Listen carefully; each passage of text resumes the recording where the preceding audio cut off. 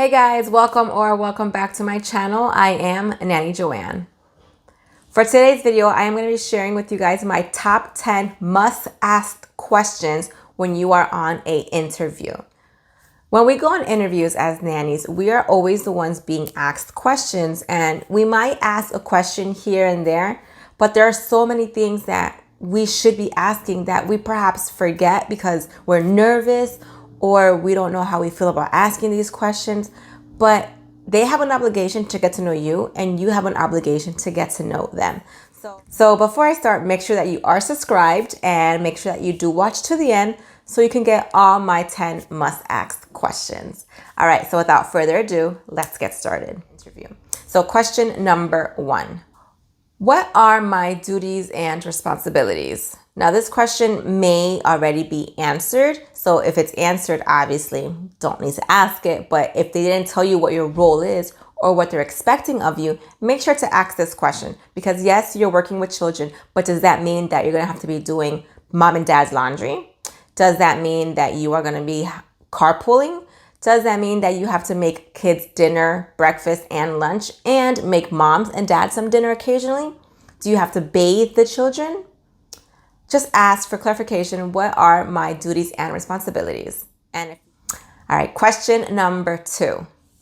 Do you guys have a family vehicle that I will be using? So they may say, oh yeah, we have a vehicle. Or they may say, oh, we don't. We kind of need our cars because we have to go to the work. So they'll say, are you comfortable with driving your car? So this is a decision that you have to make on your own.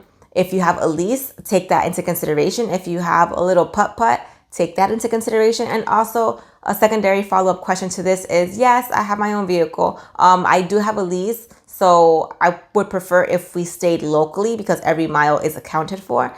And also, would you guys consider reimbursing me for gas and mileage?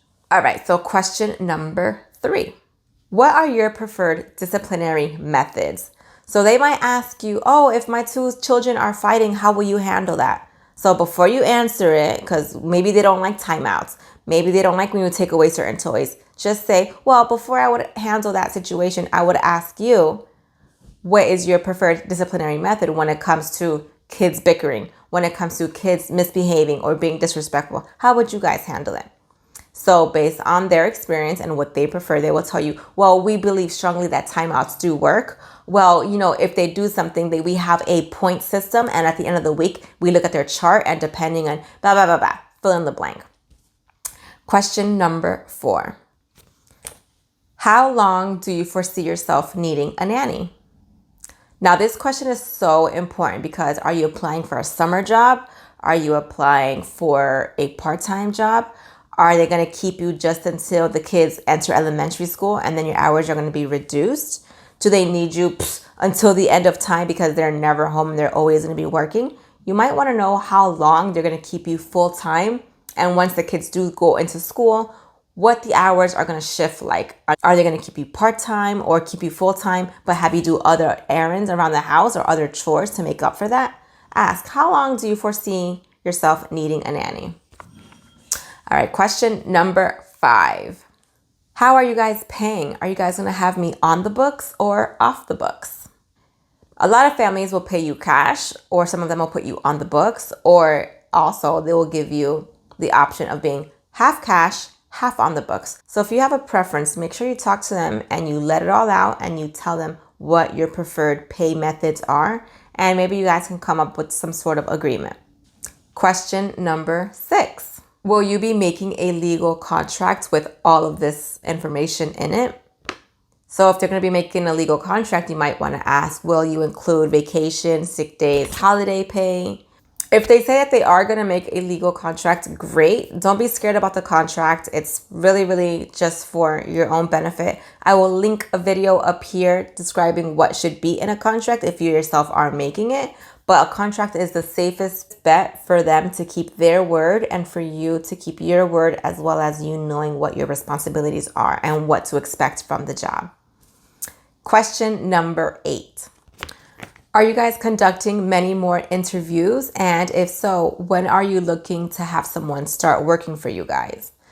So this question I always ask because if I go to an interview, I want to know, when am I going to get that call that you're hired? Or when do you want me to start? Because it might be a week or so, and like, should I still be going on other interviews? Did I get the job? What's going on? Why haven't I gotten a phone call? So always ask, are you doing many more interviews? And when do you need me to start? Question number 9. Do you guys do a lot of traveling, and will you require of me to travel with you guys?